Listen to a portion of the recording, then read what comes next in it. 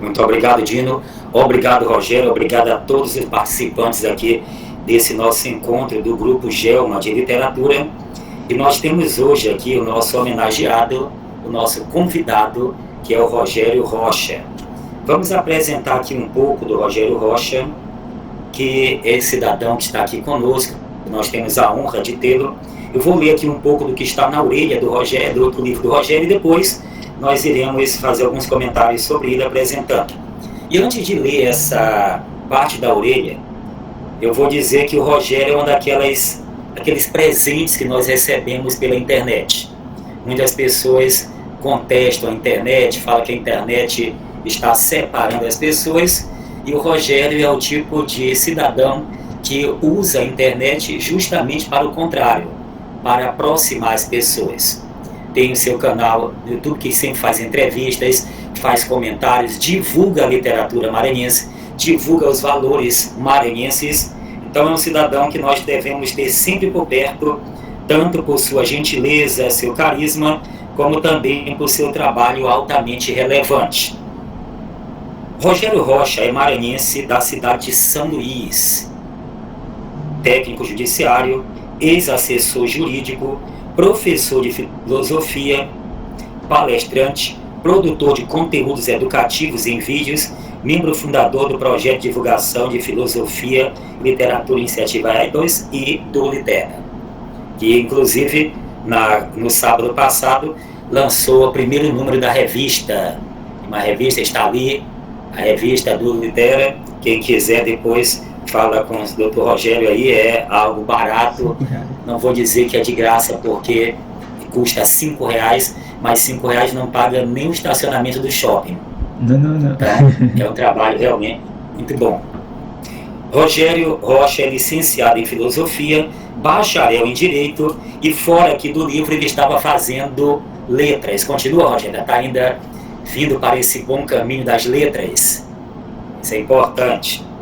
Ambos pela Universidade Federal do Maranhão. É pós-graduado em Direito Constitucional pela Uniderp Anhanguera, que é minha instituição também. Em Filosofia, em Paradigmas e Pesquisa da Ética pelo IESMA. É também mestre em Criminologia pela Universidade Fernando Pessoa, em Porto. E o Rogério, além de tudo, é um grande leitor. É um cidadão que está sempre antenado, não só a literatura mais já, vamos dizer assim, canonizada, como também está sempre atento ao que está surgindo em nossa literatura. Abre seu espaço lá no seu canal para entrevistas, algumas entrevistas antológicas ali. E quem quiser conhecer um pouco da literatura maranhense, principalmente da contemporânea, acesse o canal do Rogério, depois ele vai passar aí o nome exato do canal. E nós vamos aproveitar esse vasto conhecimento. E como foi dito antes, Rogério, nós temos ali o Bioc, ó. Seja bem-vindo, Bioc. Bioc está ali de Vasco da Gama. Então, Rogério, você tem 30, 40 minutos para falar sobre você, sua obra.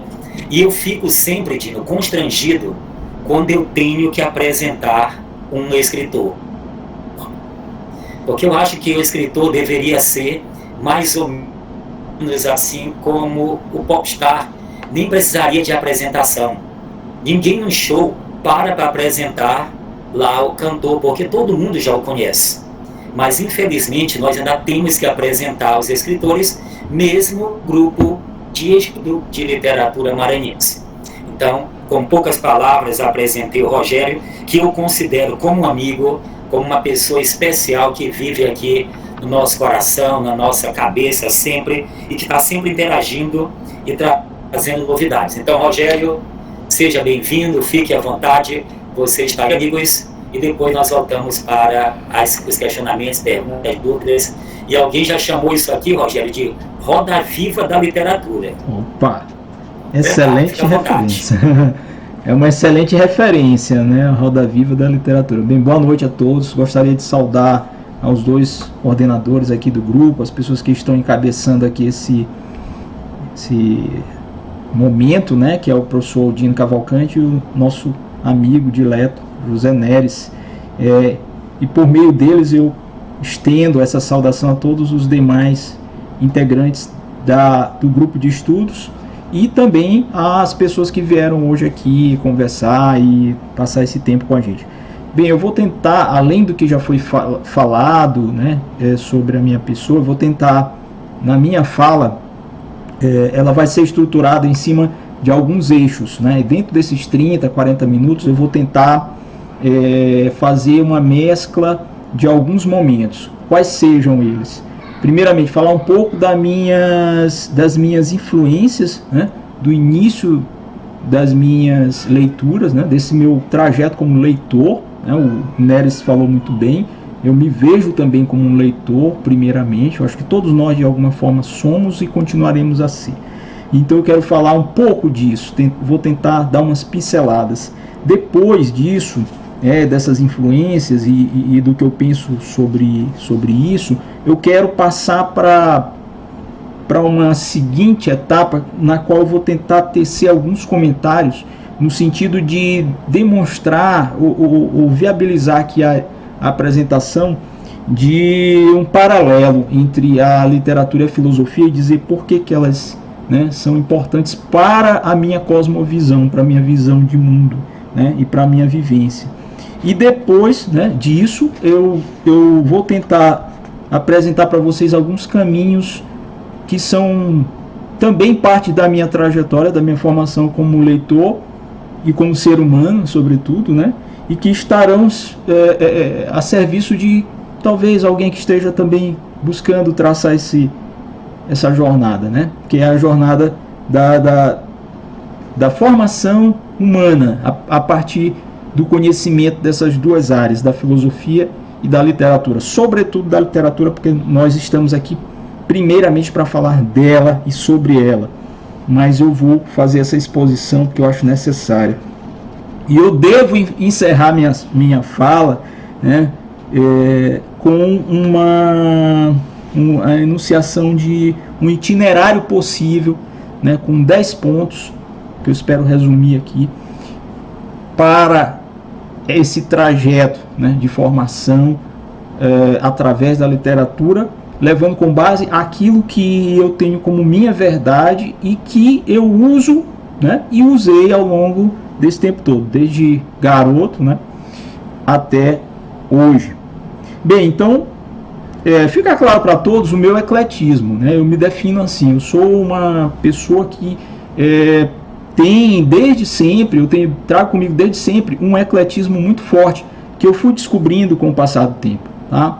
No momento inicial, ainda na minha juventude e infância, obviamente na infância não, né? Não tem como você ter essa noção, mas na minha juventude eu ainda não conseguia me ver assim, né?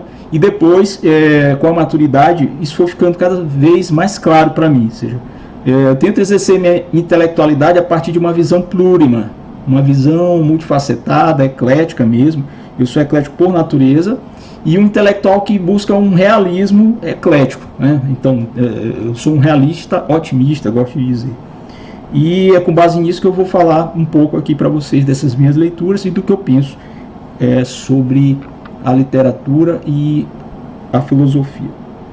Pois bem, então minha infância ela foi pautada muito em um momento onde eu começo a descobrir a leitura lá pelos 7 anos de idade, através dos quadrinhos, tá? Então a minha introdução no reino, né, da leitura foi pelos quadrinhos. Assim que eu me alfabetizo, eu começo a ler bastante, passo para os paradidáticos e depois vou para as obras, né, para os originais, enfim.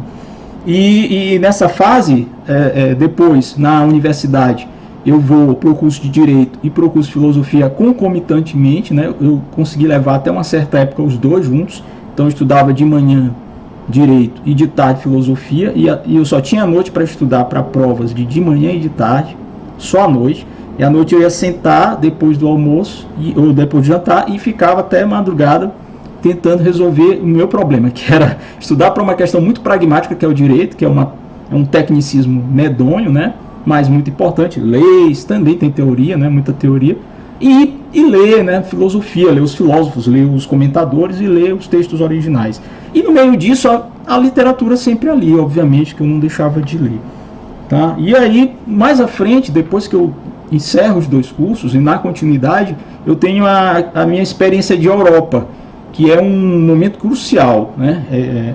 Eu tenho um giro, né? Um momento de... um turning point, né? Um ponto de virada, que é o meu contato com um outro mundo e com um universo que me permitiu não só aprofundar mais ainda o meu interesse pela humanidade da leitura e do conhecimento, como me trouxe a percepção mais clara de quem eu era e do que eu queria, a partir do contato que eu tive com pessoas dos mais variados níveis sociais, intelectuais, né? No convívio com um outro povo que me permitiu ver de longe o Brasil e entender quem eu era, entender por que nós somos brasileiros, por que nós somos como somos, por que os portugueses são como eles são. E a paixão aumentou mais ainda ao ter contato assim, direto, né, com obras, com autores, com pessoas que produzem ainda hoje lá. Tive a oportunidade de fazer amizade com autores, escritores que estão iniciando a trajetória já com prêmios, né, lá em Portugal, pessoas que começam a ser reconhecidas, e isso eu trouxe de volta para o Brasil. Né? E aí eu vejo hoje o Brasil de outra forma, e como também vejo o mundo de outra forma, naquilo que ele tem de bom e de ruim, inclusive mais coisas que por vezes nós não observamos quando estamos aqui, certo? Então esse momento eu acho que ele tem um simbolismo muito forte, e ele vai impactar diretamente no depois, porque quando eu volto em 2018, eu realmente caio de cabeça, né? Em 2019 sai meu primeiro livro, Pedra dos Olhos, mas em 2018 eu já comecei a tomar mesmo essa decisão de não ser mais apenas só um leitor. Eu pensei, não, agora eu já estou pronto para começar a fazer coisas, né? Dentre elas esses projetos que eu toco e que vocês começam a conhecer. Então até 2018 eu era um total desconhecido aqui para o meio do campo literário, porque de fato eu estava intramuros, no meu quarto, né, na minha casa, na minha vida profissional e nos meus estudos acadêmicos, que uma coisa que eu nunca deixei, além da sala de aula, né? Além da sala de aula. E então eu sou o resultado, costumo dizer, do somatório de tudo aquilo que todos os livros que eu li, todas as músicas que eu ouvi, todos os lugares por onde eu passei, andei e ando, dos filmes que eu assisti e das pessoas que eu amei e com aquelas outras com as quais eu me identifiquei, me tomei por espelho, tomei por influências positivas, né? Porque nós temos também as influências negativas, essas a gente deve jogar fora, deve, né, expurgar das nossas vidas as influências negativas, e essas pessoas do mundo acadêmico, do mundo filosófico, são parte desse trajeto todo. E a elas eu sou muito grato, né? Sou muito grato a todas elas, sou muito grato a também todos os que participaram, né, desse processo, desde os meus familiares até os meus amigos mais próximos. E com eles eu sempre aprendo e continuo a aprender. Pois bem, então, dito isto, eu vou passar para um outro ponto, que são as leituras. Ao longo da vida eu li já muita coisa. Lógico que a gente não consegue mesmo ler tudo o que quer, né? É uma outra verdade. Nós precisaremos talvez de 100 encarnações para ler tudo aquilo que a gente gostaria de ler, e ainda assim nós não conseguiríamos ler nem metade, nem um terço do que existe de produção, né? Porque a literatura ela é passado, presente e futuro, né? A literatura ela já está pronta e tem tudo aquilo que ela já construiu. Tem a literatura ainda sendo feita e tem a literatura que nós esperamos que venha a ser feita ainda no futuro, né? Então a literatura é processo, né? A literatura é um processo, a vida é um processo e a vida segue a literatura, e a literatura está dentro da vida. Por isso ela não para, né? Então, voltando para as leituras, aí eu poderia dizer que na poesia a primeira coisa que eu li foi Castro Alves. e Gonçalves Dias, isso lá com meus 7 anos. Depois eu descobri Cruz de Souza e Augusto dos Anjos, né? Um pouco mais para frente. E aí em Augusto dos Anjos eu vi Cruz de Souza uma figura singular, né? Única aqui na nossa literatura, e Augusto dos Anjos foi a primeira pessoa que me fez realmente mover as entranhas, balançar a minha cabeça, sacudir o meu espírito, porque ele é um absurdo de genialidade. Para mim é um caso único, não só na nossa literatura, na literatura nacional, mas na literatura mundial, do seu século, do seu momento histórico.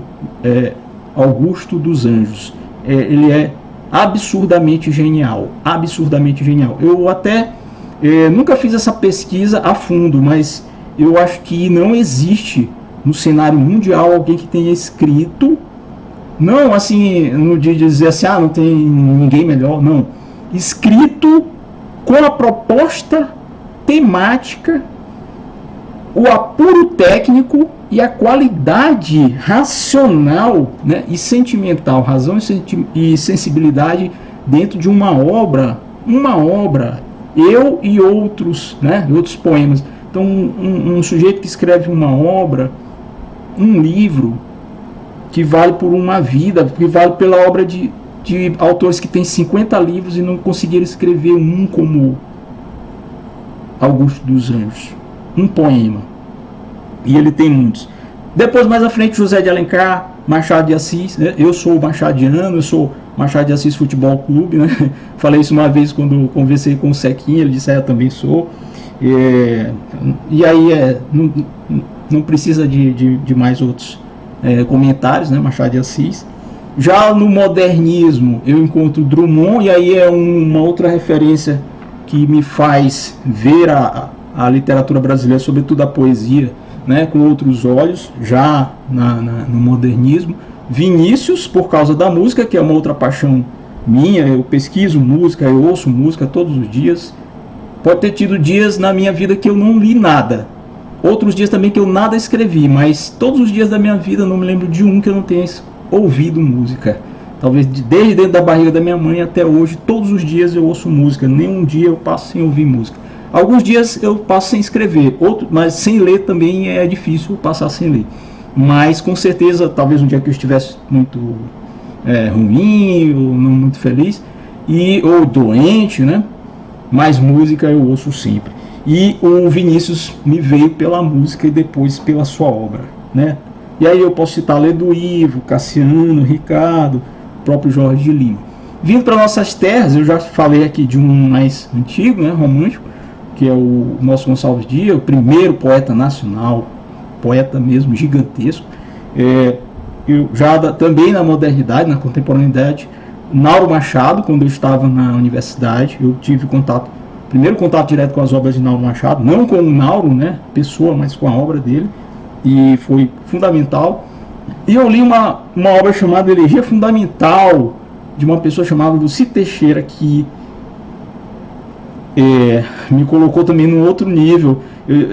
Eu reputo como um dos melhores livros escritos por uma mulher na literatura do Maranhão, né, em poesia, uma poesia que me remeteu a pensadores alemães que eu estudei, né, a uma filosofia até mesmo heideggeriana. Não sei se na intenção dela tinha isso, mas eu encontrei tanta referência naquela obra que me deixou estupefato. Elegia Fundamental.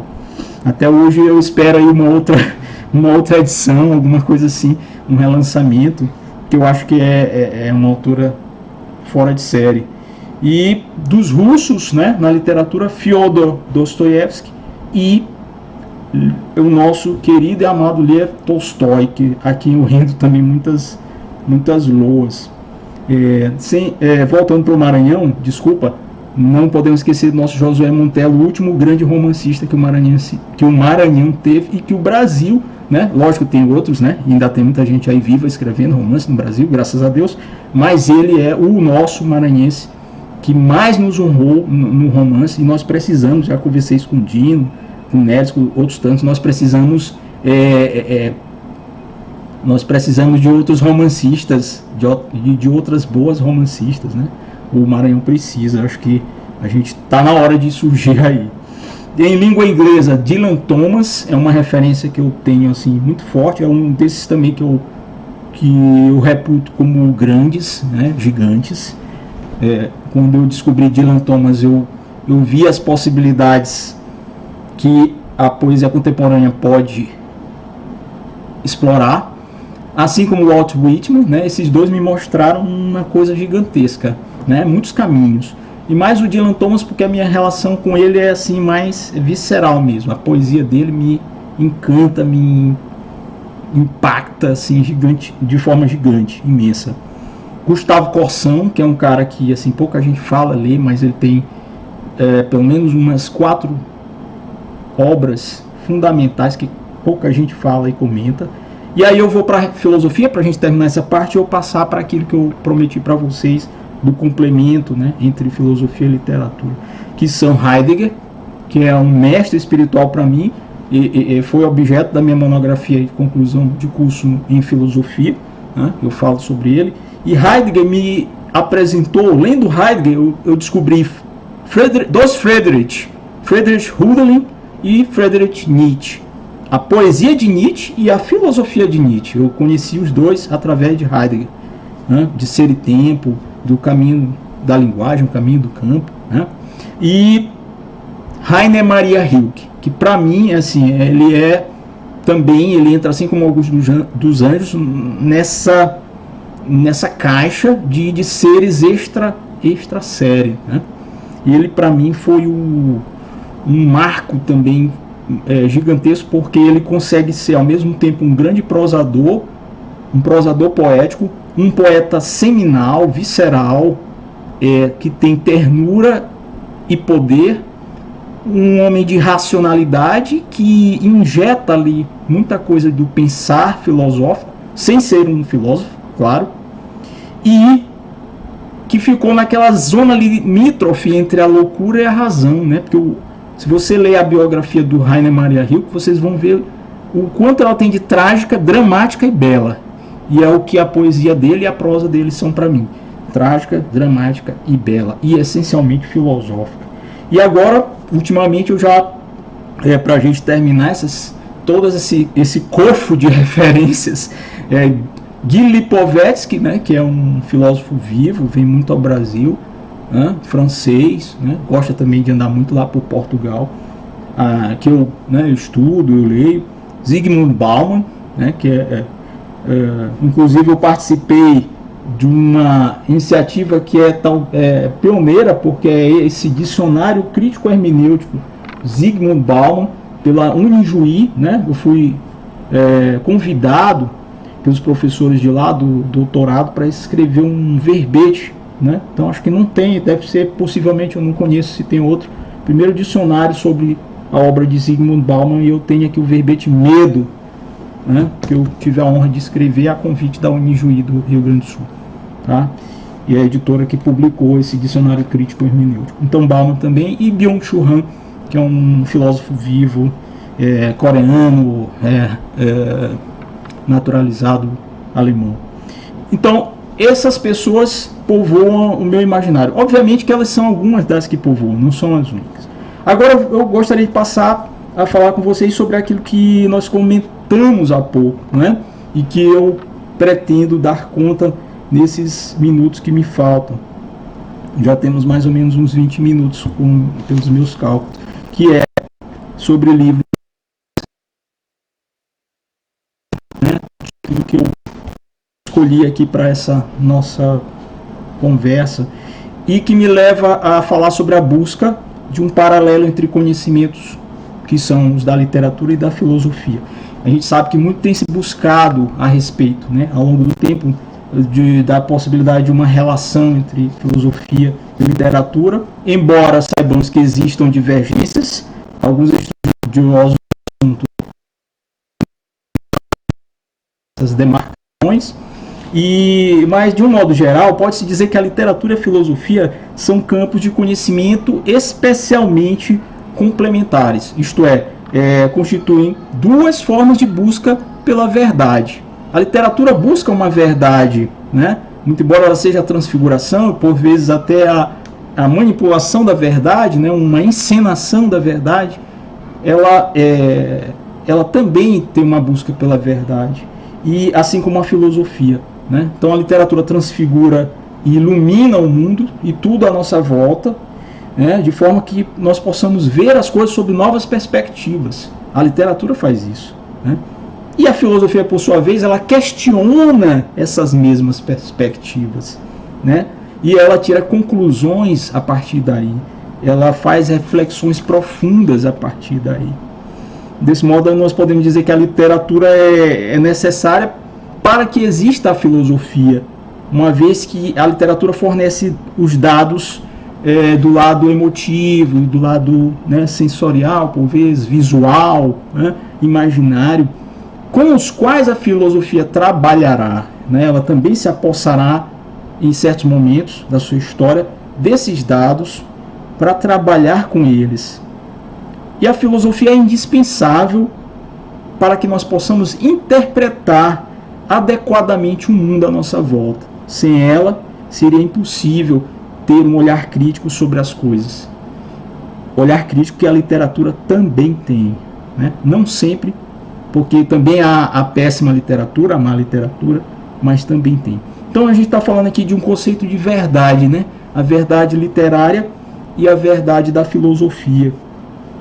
Enquanto a literatura pode nos mostrar diversas verdades a partir da ficção, a filosofia nos ensina a questionar essas verdades, e essas duas áreas de conhecimento trabalham também com uma outra ideia, que é a ideia de liberdade, né? A literatura pode nos mostrar inúmeras situações onde as liberdades estejam sendo questionadas, ameaçadas, por exemplo, né? E a filosofia nos ensina a questionar as normas sociais e políticas que impõem certos limites à liberdade, inclusive a liberdade de criar, tá? E então, a partir daí, nós podemos ver que a existência de uma relação entre o saber filosófico e o saber literário, ele constitui-se num tópico bastante debatido ao longo da história acadêmica, né? No entanto, ainda pesam algumas dúvidas, como eu falei há pouco. Já que a filosofia, alguns argumentam que a filosofia é uma área de conhecimento autônoma e separada, apartada, independente da literatura. Já outros sustentam que é impossível separar os dois campos de estudo, ou seja, de alguma forma eles estão unidos. Eu me filio a um terceiro pensamento, uma terceira linha, que leva em conta o seguinte: uma terceira via de pensamento, né, que é o que eu acredito. Prefiro acreditar que, embora literatura e filosofia pertençam a campos teóricos autônomos, certo? Os saberes filosóficos e os saberes literários sofrem o que eu chamo de intermitentes emaranhamentos. Eu chamo de emaranhamento ou entrelaçamento. E nesse emaranhamento e nesse entrelaçamento entre os campos é o que torna possível o diálogo entre as linguagens, a linguagem filosófica e a linguagem literária, com suporte mútuo de suas epistemologias e das suas linguagens, obviamente, como eu já falei. Então, sempre que isso ocorre, esse emaranhamento, nós temos a união, a complementaridade, ela é reforçada, né? Então, essa é a tese que eu advogo, é o lugar por onde eu sigo e percebo esses dois campos de conhecimento.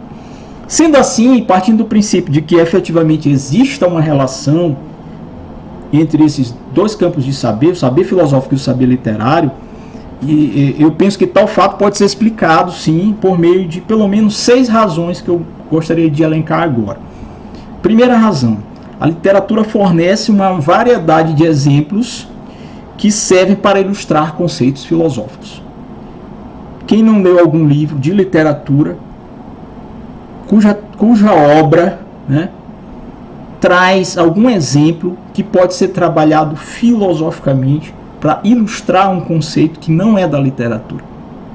Então isso é uma primeira razão para a gente acreditar efetivamente nessa relação ou correlação. Segunda, a literatura pode servir como um meio para explorar questões filosóficas, como vem servindo ao longo da história, né? Quantas obras literárias não foram escritas em cima de questões, exploraram questões filosóficas? Camus, por exemplo, várias. Dostoiévski, inúmeras. Terceira razão para acreditar na tese que eu advogo: a literatura pode auxiliar na compreensão de conceitos filosóficos. Vejam que cada ponto tem um verbo, né, chave, né? A primeira, a literatura fornece exemplos. Segundo, ela serve para explorar questões filosóficas. Terceira razão que eu apresento agora, ela pode servir para propagar ideias filosóficas. Muitas ideias filosóficas foram propagadas não só por obras filosóficas, estrito senso, mas também por obras literárias que serviram como meio de propagação daquelas ideias, tá? A gente tem que ter isso sempre em mente, historicamente, em todos os lugares do mundo. Quarta razão, a literatura pode auxiliar na compreensão de conceitos filosóficos. Quinta razão, a leitura dos textos literários pode inspirar novas ideias filosóficas. Inspirar, ou seja, não existe a ideia, mas o texto, o autor, a autora trazem essas ideias que acabam contaminando os seus leitores, e muitos desses seus leitores são chefes de Estado, são homens que têm poder para realizar uma revolução, sei lá, ou a própria população, né, leitores de um determinado contexto histórico, que depois possam vir a fazer com que isso caia para o campo da ação, né, vá para o campo da materialidade. E a última razão, a sexta razão, é que a análise literária, eu penso, pode revelar padrões ou tendências filosóficas. Ou seja, a análise da literatura, né, e aí a gente tem muita gente, Compagnon, Blanchot, o pessoal da literatura lê os caras e às vezes não consegue compreender, porque eles são essencialmente filosóficos, mas ali eles são estudados como sendo teóricos da literatura, são críticos literários, são acadêmicos, são professores como um Dino, como um José Neres, lá nas academias nas quais eles servem, nas universidades. Mas você lê um Compagnon, você lê um Blanchot, e você começa a ver ali padrões ou tendências filosóficas, né, contemporâneas, porque eles trabalham com assuntos do agora. Então, meus amigos, minhas amigas, essas são as razões que me levam a crer nesse postulado, nessa complementariedade, nisso que eu chamo de emaranhamento, né? Dito isto, para a gente começar a ir mais à frente, né, para a gente seguir na nossa fala, percebam que eu estive o tempo todo, ao falar disso que eu acabei de dizer, eu estive a enumerar pontos específicos de uma questão subjacente ao tema central, que é a questão da leitura. O tempo todo eu estou falando de leitura. Logo, é sempre bom nós frisarmos a importância que ela pode ter e tem, né, em nossas vidas. Ela que eu falo, a leitura. Sobretudo a leitura de obras literárias e filosóficas, na medida em que ela estimula a formação do imaginário, da nossa criatividade, trabalha a capacidade de nós nos colocarmos no lugar do outro. A literatura sempre tem um outro. É o outro para quem o escritor escreve, é o outro da personagem, é o outro de quem interpreta, o outro para quem ela serve. Colocar-se no lugar do outro, ajudar a enriquecer o nosso vocabulário, ter uma função recreativa, ter uma função de higiene mental, né? Um momento de lazer também, até porque não se lê só por obrigação ou por dever de pesquisador, enfim. E além dos livros didáticos e técnicos, que são essenciais para estudantes, para acadêmicos, enfim, para profissionais de diversas áreas, é importante que saibamos então extrair o melhor do que o mundo da literatura e das ideias filosóficas tem para nos proporcionar. Eu penso muito nisso. Desse modo, meus amigos, minhas amigas queridas, nós podemos concluir, com base no que eu acabei de demonstrar, ou de tentar demonstrar para vocês, que existem sim diversos pontos de contato entre a literatura e a filosofia.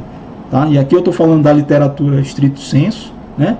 E até mesmo da literatura de um modo em geral, e da filosofia pura, como tal. Né? É uma constatação válida, né? Afirmarmos, portanto, que esses dois campos de conhecimento se complementam, né? Eles se tocam e nos permitem ambos uma compreensão mais ampla da realidade, tanto a filosofia quanto a literatura. Né? E agora eu vou passar para a questão do itinerário. A gente está falando aqui de formação, estou falando rapidamente da minha formação, ou de uma ideia de formação, da minha história de vida, aquilo que eu verdadeiramente acredito. Eu trago aqui para vocês, então, com base nisso, um itinerário possível para quem pretenda ter na literatura uma das bases mais sólidas para a sua formação humana, né? Porque a gente está falando, na verdade, é disso, né? De formação do ser humano. Não é só do leitor enquanto leitor ou do acadêmico, né? Você não precisa estar dentro da academia, e a academia que eu falo não são as academias de letras, né? São as universidades, as faculdades, o centro de saber, de conhecimento. Então eu gostaria de trazer um percurso formativo aqui para um leitor que possa apaixonar-se pela literatura, a partir da minha própria experiência como leitor e com um longo itinerário de formação, ainda em formação, né? Porque a gente não para, ele não está encerrado. Pois bem, então o primeiro ponto que eu destacaria é a questão de ler bastante, né? Sempre digo para os alunos, para as pessoas para quem eu falo, que é ler tudo que cruzar o teu caminho. Aos poucos tu vais descobrir quais os teus autores preferidos, os gêneros que você mais tem, né, tem predileção, mas para chegar a eles você tem que ler, você tem que ter uma abertura muito grande. Não adianta você querer ler só um gênero a tua vida toda. Óbvio, se você quiser ser especialista num autor, numa autora, ou num segmento, num nicho, tudo bem, eu vou compreender, mas se você quer pensar num processo muito mais amplo de formação, leia tudo que cruzar o teu caminho, sem preconceito, os temas que mexem com a tua sensibilidade, e com o tempo você vai apurar, né, gradualmente você vai apurar a tua sensibilidade para aí depois saber selecionar o que de fato te interessa ali, tá? Porque às vezes a gente vai ter que ver que a ampliação do horizonte do leitor faz com que o intelectual que há em você, se é que você quer seguir esse trajeto, comece também a descartar certas coisas na sua leitura e até abandonar algumas delas, né? O segundo ponto seria a ideia de manter sempre um livro por ler. Então, a gente termina um livro, tem sempre o outro, tem que ter o outro te esperando, um outro livro, escolhe, ou deixa logo ali do lado, ou vai comprar logo, mas sempre ter um livro a ler. Nós sempre temos que ter um livro a ler. Faz parte do perfil de quem é um bom leitor, ter o outro livro. Bom, eu acabei de ler aqui uma obra aqui do Byung-Chul Han. Qual é o próximo livro? Né? Eu acabei de ler um livro de poesia. Qual é o meu próximo livro? O que tem para mim agora? Dedica, portanto, uns minutos do teu dia para isso. Todos os dias. Pelo menos alguns minutos. Para ler teu gênero predileto, teu escritor predileto, tua escritura favorita. Terceiro, fazer anotações. Eu não gosto de riscar meus livros, fica tudo sujo, é uma bagunça. Faz anotação num caderno. Anota no laptop, anota no teu celular, enfim. Mas fazer anotações à medida que você avança na tua leitura. Por quê? Isso aí, anotar para quê? O meu prazer é ler.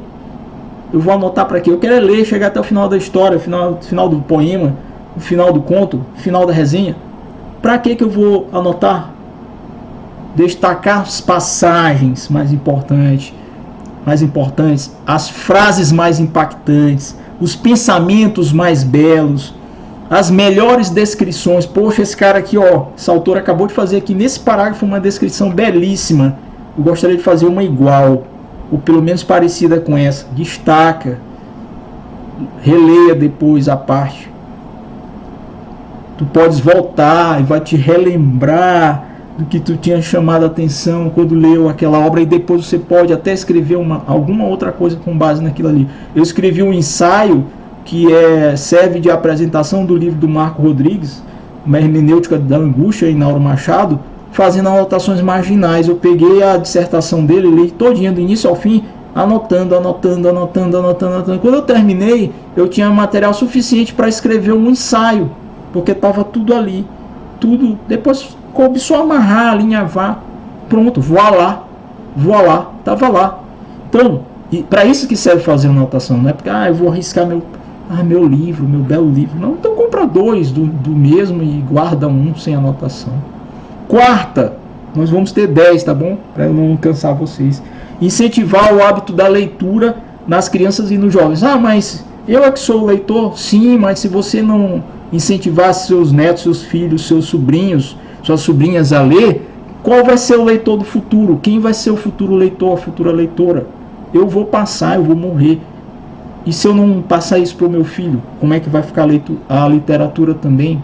Né? Já que todo escritor começa como leitor, toda escritora começa como leitora, como é que eu não posso ou não devo incentivar o hábito da leitura nas crianças e nos jovens? Ainda mais hoje que a linguagem é toda audiovisual. Então, se eu for capaz de despertar o gosto numa criança, num jovem, já está valendo. Já está valendo. Para eles lerem os livros preferidos dele, não importa. No início você pode ler qualquer coisa. Depois, com a maturidade, você vai ser um leitor mais preparado. Aí você vai ter seletividade e tal. Quinto, organizar uma biblioteca pessoal. Todo mundo tem que ter uma sua biblioteca. Mas a biblioteca de Neres tem 10 mil livros, a minha só tem 100. Não interessa, todo mundo começa com um livro. Você vai começar com um livrinho, tá? A minha começou com o primeiro livro. Assim como uma caminhada começa com o primeiro passo, uma biblioteca começa com o primeiro livro. Eu tenho hoje, não sei, eu perdi as contas, mas eu tenho 3 lugares aqui na minha residência que tem livro. A minha biblioteca maior, que é a Biblioteca Antônio José Fonseca Rocha, que é o nome do meu pai. Eu tenho uma biblioteca menor no corredor que sai da biblioteca principal. E aqui na minha esquerda, que não dá para vocês verem, né, que eu estou no meu quarto, tem uma outra biblioteca menor. Então, você começa de 1 livro, 2, 3. Então, é muito importante para quem quer fazer um percurso intelectual ter a sua biblioteca pessoal. Não há nada melhor do que ter um cantinho todo seu, só seu, onde tu possas estar rodeado de livros preferidos, dos teus livros preferidos. E você pode separar como quiser, por ordem alfabética, por gênero, por título, por letra. Ou então, se você não é um leitor organizado, não interessa, deixa tudo bagunçado, mas está lá, você vai poder ler. Sexta questão, sexto tópico, participar dos grupos de leitura, né? A gente está fazendo aqui um grupo de estudos, mas também existem os grupos de leitura, porque lá no grupo de leitura você vai socializar, você vai encontrar pessoas que também estão lendo o seu autor, sua autora e outros autores, né? As leituras em conjunto podem formar não só encontro de almas, de pessoas, de visões, de cosmovisões, mas também da partilha dos gostos, né? E a formação do teu gosto vai passar também pela formação das referências que você tem, das pessoas que leem em torno de você, do teu pai, da tua mãe, ou se na tua casa ninguém lê, alguém, teu amigo que lê e te empresta o livro, né? Então a tua condição de leitor passa também por esse processo de socialização. A gente não lê para ficar guardando só para a gente tem que falar sobre os livros, a gente tem que pensar sobre os livros, a gente tem que gritar esses livros aí, tá? E os grupos de leitura servem para isso. Também para descobrir novos títulos, novas autoras. Alguém está lendo algo que eu não conheço, aí o Dino vai lá e me apresenta um autor e eu pronto, né? Descubro ali mais um. Sétimo, estamos acabando, tá? Peço a paciência de vocês, a gente já está terminando. Criar uma lista de livros para ler. Eu já falei da questão de ter sempre um livro a ler, E é importante também para quem quer seguir esse itinerário de formação, criar uma lista de livros a ler. Eu já falei também aqui, anteriormente, que se tivéssemos 10 reencarnações, nós não conseguiríamos ainda assim ler todos os livros que nós gostaríamos, almejamos ler, né? Mas ainda assim a gente pode ter uma listinha lá daqueles, olha, esses clássicos aqui eu ainda não li, tem uns títulos mais recentes que estão saindo aí, eu gostaria que chegassem às livrarias, ou né, tem uns clássicos universais que eu ainda não tive a oportunidade de ler. Anota lá, quando puder, de repente você vai lembrar e vai comprar. Oitavo, visitar lugares ligados à literatura. No mundo inteiro, as principais capitais, sobretudo, têm cidades do mundo que contam com inúmeros espaços fantásticos, interessantíssimos para quem é amante da literatura. Eu, graças a Deus, já tive a honra e a sorte de visitar alguns deles, mas o mundo todo tem, desde monumentos até casas onde viveram autores, ou alguém viveu, um seu poeta, a poetisa, né, um escritor famoso, ou mesmo nem tão famoso, onde viveram célebres escritores, bibliotecas, museus, coleções especializadas. Vá lá naquela cidade, você sabe que tem algum, vá lá, procura dar uma ida, né? Eu já tive na Espanha, eu olhei coisas maravilhosas, até Gasset, e aí você vai ter o caminho do Quixote, né? Ou seja, olha só, o Dom Quixote nem existiu, gente, ele só existiu na literatura, mas lá tem um caminho do Quixote. Você vai em algumas cidades, aí você vai encontrando as referências que tem lá, tá? Campo de Urânia, enfim, estalagens, lugar por onde ele passou, e você tem. E assim, né? Aqui também a gente tem a Casa de Cultura José Montelo, a fundação. Então você vai lá e encontra José Montelo lá, em livros, em obras, e às vezes até pode achar que ele está lá dentro com vocês também, né? E a nona questão, nono ponto, ler obras de outros países e de outros idiomas. Isso é uma coisa que nós no Brasil, infelizmente, fazemos muito pouco, em virtude da nossa parca formação intelectual. Mas na medida que você puder aprender um outro idioma e ler autores no original em outros idiomas, isso vai fazer uma diferença enorme, medonha na sua vida de leitor e na sua vida intelectual. A literatura não tem fronteiras, gente. Por mais que nós sejamos aqui maranhenses e amemos a nossa literatura, mas a gente não pode passar a vida toda sem tentar ler pelo menos obras fantásticas escritas em outros idiomas, em outras culturas, representativas também da maior literatura universal. Então o importante nisto é poder experimentar novas narrativas, perspectivas diferentes das nossas. Você lê um russo, você lê um alemão, eu leio em espanhol, leio em português, leio em inglês, um pouco em francês, e estava começando a ler em alemão, mas confesso que não tenho condições. Mas quando eu consegui ler meu primeiro livro inteiro em inglês, foi um negócio sensacional. A primeira palestra que eu ouvi inteiramente sem tradução em inglês, do Niall Ferguson, foi um negócio assim de êxtase. E você, mas Rogério, eu não sei ler em espanhol, não sei ler em inglês, procura o espanhol, né? Pelo menos para você ler. Se você puder escrever, melhor ainda. Se você puder falar, 3 vezes melhor. Mas a gente tem que ler também, tá? E o 10º ponto, para a gente terminar, para eu não encher mais o saco de vocês, que eu acho crucial e que tem muito a ver com o espírito desse grupo aqui, que é incentivar e apoiar a publicação de novos escritores e de novas escritoras. Nós sabemos que é uma enormidade de talentos escondidos por aí, gente. Tem muita gente que nós nem fazemos ideia de que existe e que já está aí, só aguardando uma chance de ser lido, de ser descoberto pelo grande público, ou mesmo que não seja pelo grande público, por algumas pessoas, tá? Por uma dezena delas, uma centena delas. Dê uma oportunidade aos novos autores, às novas autoras, e sobretudo se eles forem da tua terra, tá? Aqui deve ter gente também que não é daqui, por isso que eu estou falando da tua terra, tem gente que não é daqui do Maranhão, né? Da tua região, da tua cidade, do teu país. Isso promove a literatura local, valoriza as produções artísticas e intelectuais da tua comunidade, da tua gente, da tua terra. E o mais importante, assegura a continuidade da história da literatura, porque nós só vamos ter literatura continuando se nós tivermos leitores e autores, escritores, né?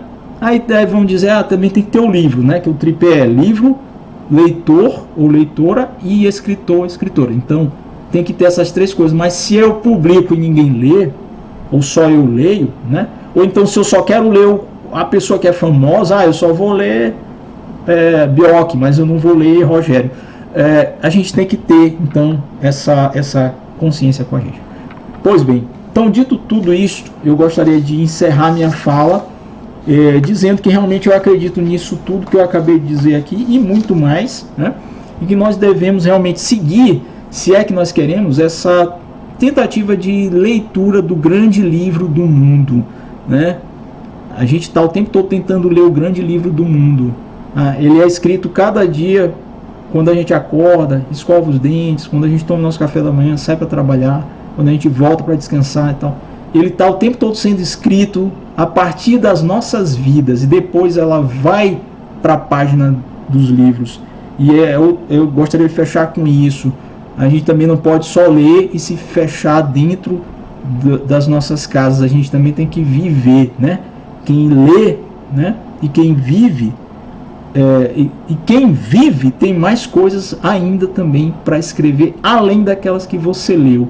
Então, o grande escritor, a grande escritora, o grande intelectual, ele não pode ficar só hermeticamente fechado dentro do seu micromundo. Ele tem que viver socialmente, ele tem que interagir com as outras pessoas para depois ele trazer esse conteúdo que vai ser o alimento para o espírito dele e para o intelecto produzir alguma coisa legítima, válida, né, e que as pessoas possam ler. Então essa minha fala. Gostaria de mais uma vez agradecer ao convite e estamos aqui.